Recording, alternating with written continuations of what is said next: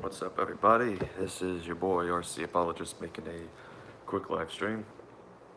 I haven't got a chance to shower yet, but we'll do so. Plus, I gotta get ready for the stream that's going on between me and Inspiring Philosophy this morning. So, before that happens, I wanted to take a time to comment on something that I noticed and saw this morning on on the feed on Google Plus, where apparently I was tagged in something. And it was about the video that I had ended up posting last night, not the live stream, but the one that came after that. And that was apparently because I dealt with somebody who seemed to have a problem with the issue of God hating in the Bible. All of a sudden, it seems like all we're obsessed with is the idea that God hates.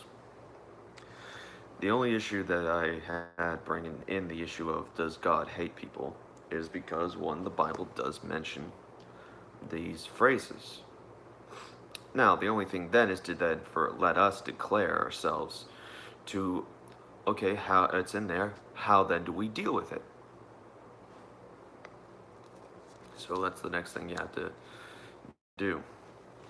Excuse me as I go get something to blow my nose because I am not feeling so well headed right now.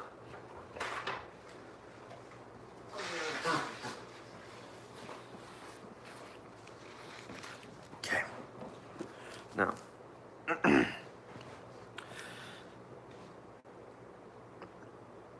several verses that I went over in that one video, one of which was Psalm chapter 5, verse 5.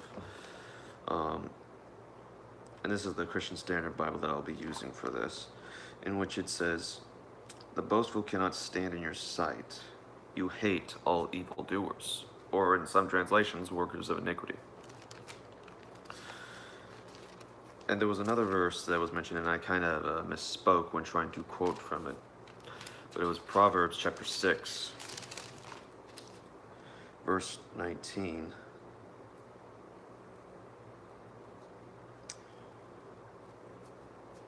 No, I guess it's not it either. I'll have to go back and look at what exactly was that was said. But among this, actually, I can go back and look at the other things. Like in verse 16, it says that the Lord hates 6 things. In fact, 7 are detestable to him. And he lists arrogant eyes, lying tongue. So while he hates the sin, there's also times where he does mention in the first 50 Psalms, hates the sinner. And in fact, another verse that I would go to for that, in which the Lord is wearied with words, is in Malachi.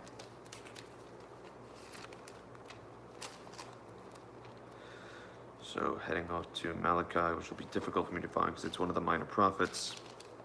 Malachi chapter 2.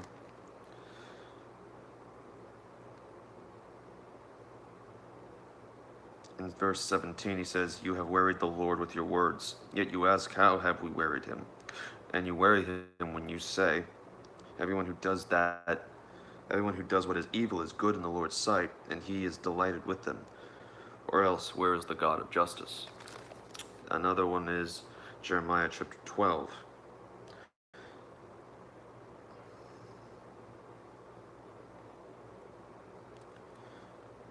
And like that, I ended up forgetting where I had put the marker at for that verse. Oh yeah, verse 8. "My inheritance has behaved toward me like a lion in the forest. She has roared against me." She in there I mentioned could be referring to Israel, though some of the commentaries I've seen has said that it's focusing specifically on Judah. I'll learn for myself later on about that, since this is actually the book I'm starting to get into study in the Bible after just getting done with Lamentations. And it says, "So she has roared against me," either Israel as a whole or is Judah, and says, "Therefore I hate her." So right here, there's a hatred in there.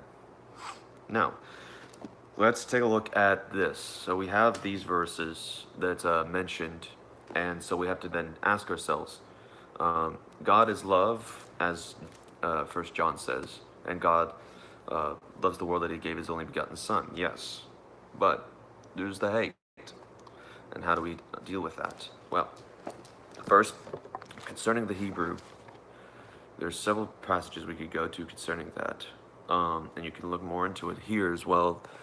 But let's go ahead and go with the Brown Driver Briggs Hebrew Lexicon, and this is and the reason I'm using the book version is because that I want to point out something as well, and also keep in mind that this is also more up-to-date version compared to the one you will find on like Bible Hub. So Hebrew 8130 is the Strong's Concordance number. According to the lexicon, it means hate. Now, I know that the Greek version that we'll get to in a second is misal, but I forget what the Hebrew word is exactly in terms of its pronunciation. But the one thing that's interesting is that when it goes into given the definition, and of which includes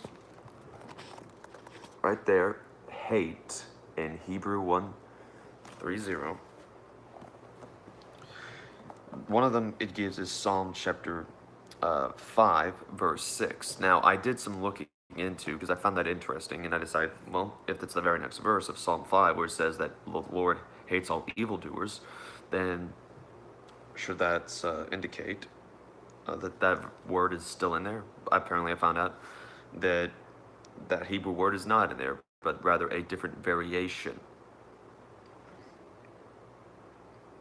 And so, what I seem to be seeing here from them is that there was probably a misprint in the text, or they're going by the other form of getting the verse out where it's kind of late. Where I think the Septuagint sometimes acts like this, at least based on the English translation of the Septuagint that I have. And so, as a result, what we see here is hater in one part. And so, right here, the Hebrew Lexicon, that's, in my honest opinion, referred to Psalm 5:5, but are probably using a different method of giving out the number verse, says that it is referring to hate of people. And there's more verses that are used in here, of course, when referring to it. And in fact, going more in the category style, it talks about humans or something that's in mind, and then subjected. And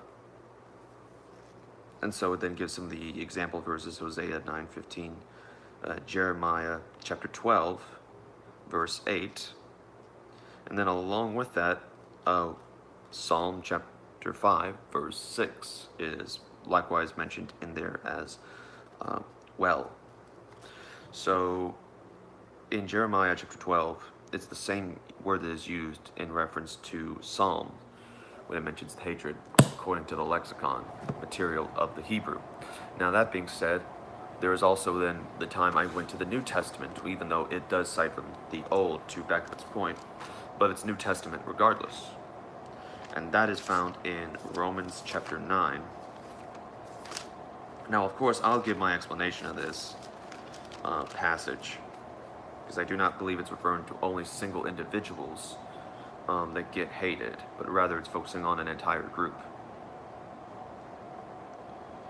So Romans chapter 9, verse 13, we see, as it is written, I have loved Jacob, but I have hated Esau. So there it is. You're dealing with the verse of the Bible that says that a person named Jacob is hated, Jacob is loved, but Esau is the hated one. Now, that's Koine Greek, so we can't go to the Hebrew lexicon. So instead, we go to the Greek, which is in 3404, that's its Strong's number. And concerning it, it gives all the different verses that point out something. But at the same time, that's in definition of hate in its basic form. But then there's a note that's mentioned that says, not a few interpreters have attributed this in Genesis, Deuteronomy, that's referring to the Septuagint translations of those Matthew chapter 6, verse 24, and various others, including Romans 9:13. But what does it say? It says that the signification to love less, to postpone in love or esteem to slight, through oversight of the circumstance that the Orientals, in accordance with their greater excitability, are won't both feel to profess love and hate were Occidentals, with our cooler, temperate feel and express nothing more than to interest in or disregard and indifference to a thing. So, that being said, on that definition from Thayer's, another point is mentioned in Douglas J. Moo's Romans New Testament commentary for the New International Commentary of the New Testament, and of which he basically defines that yes, this word is meaning hate in some regards, but that it's best translated more along the lines in the context here as to reject, that the idea of a hate is more so along the lines that God chose Jacob for the inheritance, but he did not choose Esau. So in other words, it is a simple love less. This is one thing I will agree with and accept correction concerning that one time that I said that no, it's not referring to a love less on that verse. It seems that based on the examination of the Greek and the context surrounding it, that we seem to get this idea that it's referring to more so a rejection, and that's what it means by a love less in there. But at the same time, can even then be referred to a hate, but not of the individual, but a hate of the nation, because Esau is the founder and what would be where we get the Edomites to come from. And so you can have that being in there, and they're simply referring to those who are from Edom. So it really depends on how you go about and understand this and how you interpret the verse. But I personally would think it means more the less of the love less issue, because then, as the other verses point out, it says things like, if you do not hate your mother and father, then you are not worthy of becoming my disciple and such, and along with the lines of, you cannot serve two masters because you will learn to love one and hate the other. Still have the same idea, to be more consistent to approach this with that sort of interpretation, that it's more love more for one person and love less for the other. Even then, that still would show some sort of thing that a lot of people that say it's favoritism and doesn't seem fair. Again, this is where instead of complaining about these verses, we shouldn't, whine about them and say that's mean or fair. If you're a Christian anyways, you have to deal with them. Now, to go on to the point that was mentioned, the Holy Spackle and some guy named Slim Jim made a couple comments that they made on their group, Moderate C Word. And based on that, I took a look, and it's basically just that, Calvinists are only obsessed with the hate of God. They just want to drive that home. And we're like, no, what we're trying to do is that God also wants to distribute mercy and grace, as it mentions in Romans 9, and then John 3:16, and all them other passages that mention the love of God. We agree that's there, but we also agree that the hate of God is still there. So whenever people say that God loves everybody, we have to keep in mind to be biblically consistent. Otherwise, then comes the atheist who will then say, well, what about these verses? And I'm like, oh, no, God is love. It's like, okay, but this verse says, no, God is love. You see, because that's sort of the people that I've been dealing with sometimes. Not talking about Spackle, I'm not talking about that Slim Jim, but there are people who will, when confronted about what the Old Testament and even the New Testament say about the hate of God, they don't want to deal with that. And so, as a result, what do? You go to the scriptures and you exegete them, not ignore them. So that's all I was trying to get at in the whole thing, is that I can believe God loves, but at the same time he hates, because both of those are mentioned in the Bible, and there's nothing contradictory about it. And so something that was interesting me from Slim Jim was that he said that, apparently that if we're going to Psalms for theology, then it shows we're kind of desperate and that we shouldn't do that. Even though, if that were to be the case, that we go to Psalm chapter 22. What does it say? My God, why have you abandoned me? Why are you so far from my deliverance?